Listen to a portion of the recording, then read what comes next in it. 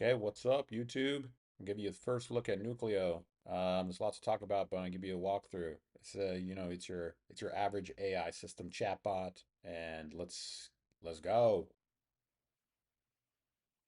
Okay, log in. Let's do some logging in. Okay, here we go. Let's just definitely donate to the project, become a member, do all of that. Keep it live. Keep it live. Don't let the tech bros win. Keep it live. All right, moving on though. All right, so check it out. I'm gonna orient everyone. This is Nucleo. Nucleo is a co-intelligence agent. It is meant to not replace you, but enhance you. So it has some unique features. So we look at first like the importance of LLMs, right? So it API calls to, so it's LLM agnostic. You can plug and play whatever models. Well, actually, I choose what models that you use because I don't want a bunch of shit and slop out there. So I continuously, keep them updated. So and I love the source world, so I keep them open source. All right, well let's orient you. First off, here on the left-hand side is a toolbar. We've got some items here, the brain bank, right? So the brain bank is perfectly curated research that I use, have read, appreciate, and then that all gets burned into the RAG database. So RAG database, it operates a little different because this Nucleo has the ability to touch the internet, and so that's one way to guide the response. The other way to guide the response on niche type topics and things that are mostly science related. So you could say that Nucleo is science related. That's it. It has been designed by me. It thinks like me. It is my art. So with that said, is the RAG database is all curated. So that's actually also a guide. So sometimes it grabs the information, but most of the time it's just a guide. Okay, we're going down here. We have all of the different modes. So stick with me here. All the different modes. We got research mode, prompt enhancement mode, which we'll go over, right? So it's like if you're a lazy prompter, which I am, it helps you just get things going, get things primed. Research mode, deep reasoning mode. So that's using your reasoning models. And you can see all the feedback there. So it's really meant to keep the user at hand. So you can always see what the LLM is thinking. And it looks like this. It's like system prompt that governs the whole thing of Nucleo. Then it has the individual modes that have their micro system prompts, or we're going to call these context prompts. So we got context prompts that runs on the system prompt. That sits on top of the RAG database, which is the brain. And then below that, it's actually API calls to the open source models. And so it's running that chain each time, bam, bam, bam, bam. And that's how you're going to get the curated, some curated outputs. All right. So again, a couple of months you can join a community, which is the Institute for Prompt Research. It sucks right now. There's not that many people that are there, but I want it to be, it's important to me. Prompting is important to me. Out of everything I do, it enhances every piece of my job and my life. So understanding the research behind the prompt, it takes a little bit, it's real nerdy as shit, but the part of it is if you can understand the prompt, then you can understand how kind of this whole thing works, the abstraction. Okay, so uh, here you have you can activate the voice, which will show you, enhance the prompt, speed research. But anyway, let's get into it. The short-term memory. So I don't like OpenAI or ChatGPT how it remembers everything, and I actually don't like LLMs like remembering shit like that because then it gets them off course, right? You're the one in control, so you guide the dialogue, and at any given moment, you want to change things, right? So short-term memory, that's just like, okay, you're having a conversation with someone or you're hashing an idea, and it's only about that idea. So it keeps running the context over and over again, which is it's part of a problem because it can get overwhelm the context window as the input, but it just really it works good for me. All right, so let's give this thing a whirl. So we have like the base model here, and we say like, oh, okay, like well, let's first throw on some prompt enhancement, right? So we got prompt enhancement.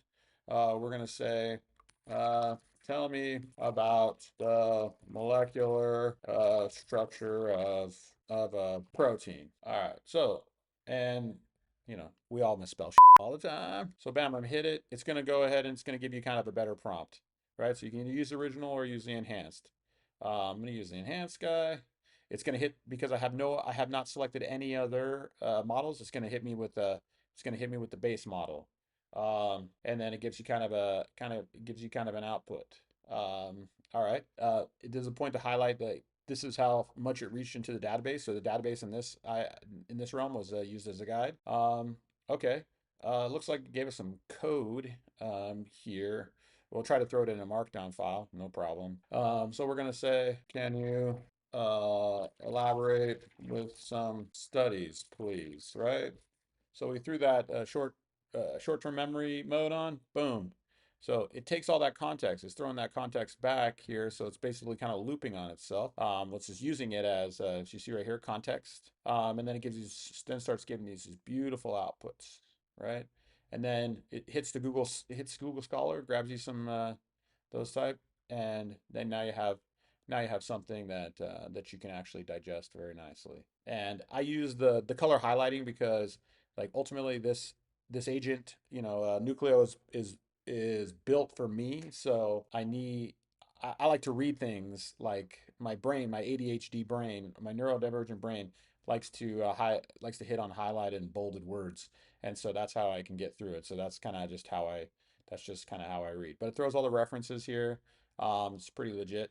All right, well, let's just go ahead and we're going to turn off and we're going to say, tell me about sodium structure. And I'm just making this up. Let's just enhance the prompt to make it like, so it's pretty legit. All right, so we got okay, we can go through this, electronic configuration, atomic radius, all the stuff in the prompt.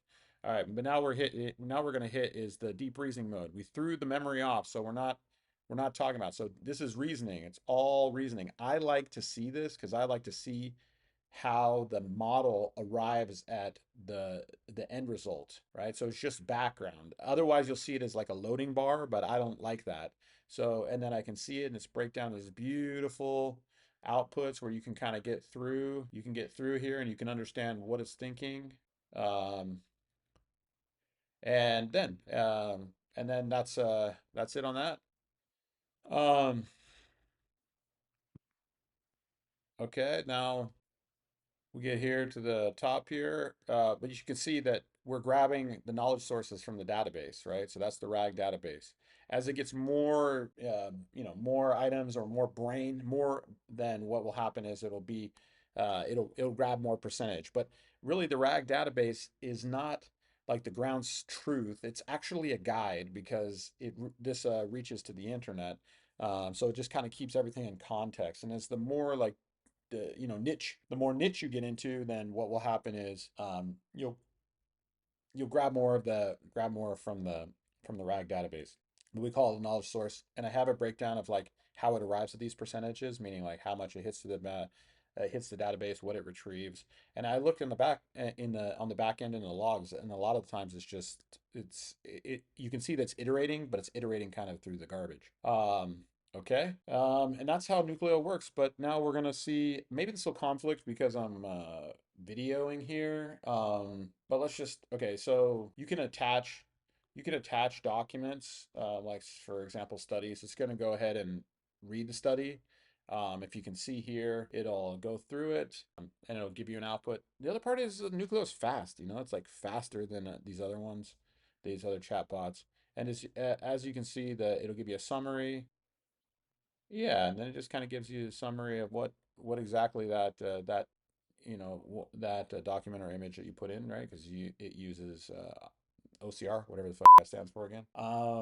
Okay, the other one is the speech to text, which is very cool. It's like, oh, please, can you write me an email that tells Doris that she didn't do well on her final exam and she needs to remediate tomorrow? Please address it from me, Dr. UT, and then have a great day. So please also mention that I need to have a scheduled appointment that will be tomorrow.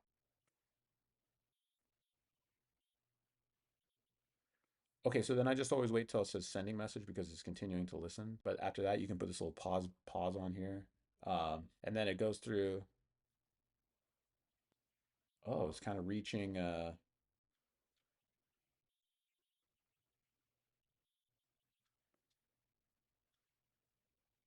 right, cool. We're gonna give that a thumbs up. But it was reaching in the bag there, because I think when it's listening, it's kind of messing up. All right, are you even seeing this thing? No, it's weird. Oh, there's a yeah, there's a little. there's an audio that you can't see. I think OBS is like filtering it out. There's a little audio button, a little audio listener. Okay, let's try it again. Hey Doris, you suck. Please write an email that tells Doris she sucks. I can't assist with that because it's nice, you know. There's some safety features. There's a lot of things that says, hey, you know what? We want to be kind. We are a kind agent, and Nucleo is kind. It's more kind than I am. So thank you for that. But let's try a different one. Can you write me an email to Doris saying that I have an appointment with her and I need her to bring pepperoni pizza? All right, so then I'll throw that in there. So yeah, so there's an email to Doris. Hello, Doris. Remember, bring your pizza. This email is professional and polite because our agent is kind and we like that.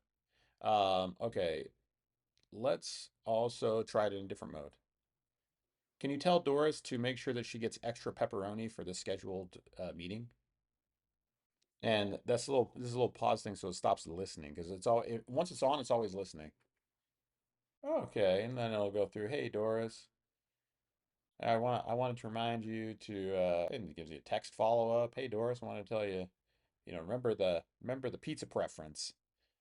Anyways, uh, but you can do anything like you can do any of those things. So it's really your general purpose chatbot. It's in my mind, it's a little smarter than the average bear because it has these adjuncts that you kind of have to learn because you kind of have to orchestrate it, which is like the use of memory, and makes sense when you're trying to like going from single shot to few shot prompting to right, kind of like massaging the output to make sure that it's perfect. I like it this way. It's kind of a starting point. Um, it talks to Google Scholar, talks to the internet. It like does everything that you kind of need at this stage, and I think it does it a little more accurate.